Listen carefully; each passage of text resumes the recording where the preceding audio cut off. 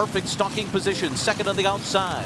Tourist is third and right in behind the leaders and traveling well. And then it's Mishawish, followed by Grand Arch and Impassable behind them. Make Believe bottled up behind horses. No place to go right now. They're into the stretch. Tepin takes on, obviously.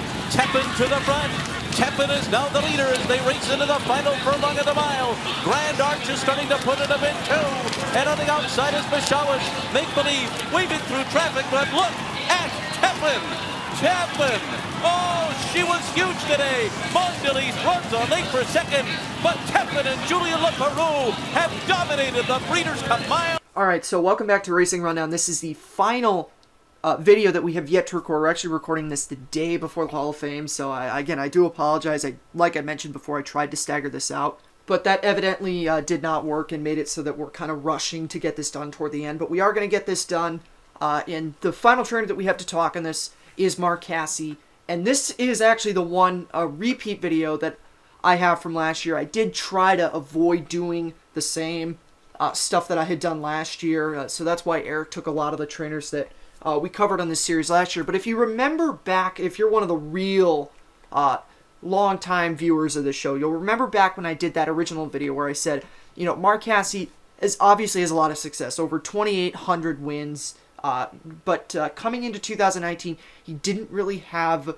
the Triple Crown. He didn't have any Triple Crown success, hadn't had a Triple Crown winner, or race winner, I should say. Obviously, a lot of trainers don't have Triple Crown winners, but you know, and I said about Casse, the one thing, I definitely think he's a Hall of Fame trainer, but the one thing about him is I need to see a little bit more from him. I wasn't prepared to say, absolutely, this is a Hall of Fame trainer last year.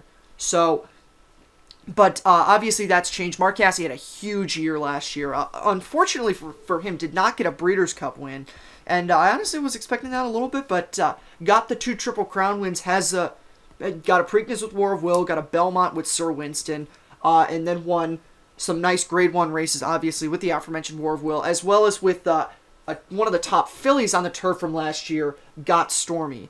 But, you know, aside from that, I want to look at some of the other horses that Mark Casse's had. You know, obviously, he's got some Breeders' Cup wins.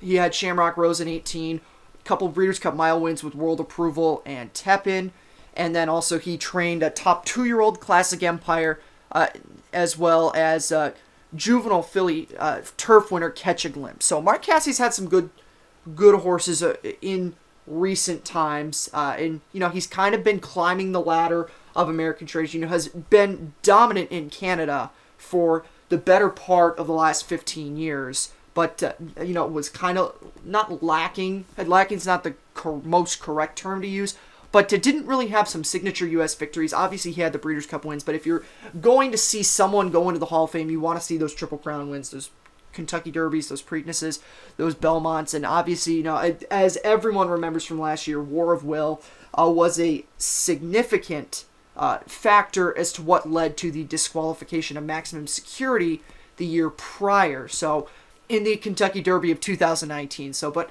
War of Will got his Preakness win, had his time in the sun.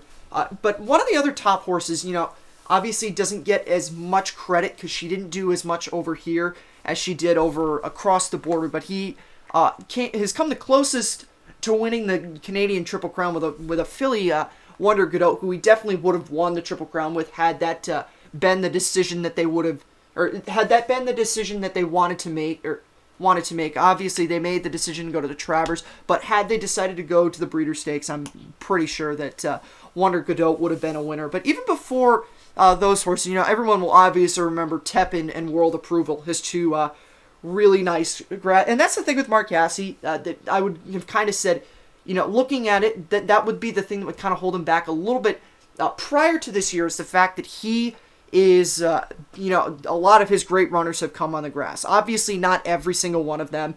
Classic Empire, before this year, was the exception, and now he's had 2 Belmont, or he's had 2 Triple Crown winners, Belmont winner Sir Winston and Preakness winner War of Will, mixing those 2 up right there. But, you know, I'm trying to not repeat as much of what I said last year, but really, the thing that I'm going to, you know, this is going to kind of be a little bit shorter than some of the other trainers, but ultimately, the thing, I'll leave it at this.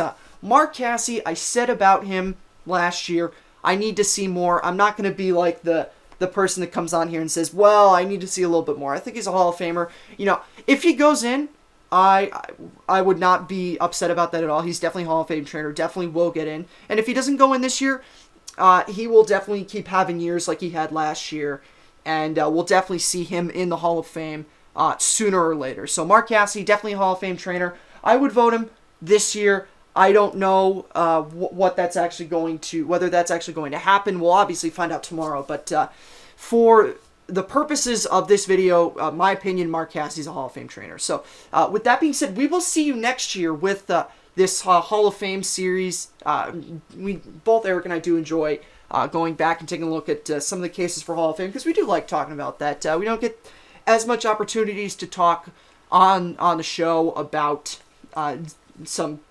historical racing, so you know, obviously the Hall of Fame gives us the opportunity to do that. So we will see you in the next video, and good luck to all the Hall of Fame candidates, and congratulations. We will be back on Thursday on the actual show, on the actual podcast, to talk about the Hall of Fame as well as some various other things. So if you're interested in that, encourage a listen right there. And again, one final good luck, and thank you for tuning into this series again. We'll be back next year. The rail to the top of the stretch, where Ruby Notion turns for home in front. Catch a glimpse on the outside is second. Alice Springs bottled up behind horses, looking to come on through an opening there. And then it's Sapphire Kitten to the outside. Frankie and Illuminator getting going too. They have Catch a Glimpse to catch. Laurent Giroux and Catch a Glimpse in front, close to home. And then it's Sapphire Kitten. Alice Springs on the inside. Late move, Navaralia. Catch a Glimpse has done it. And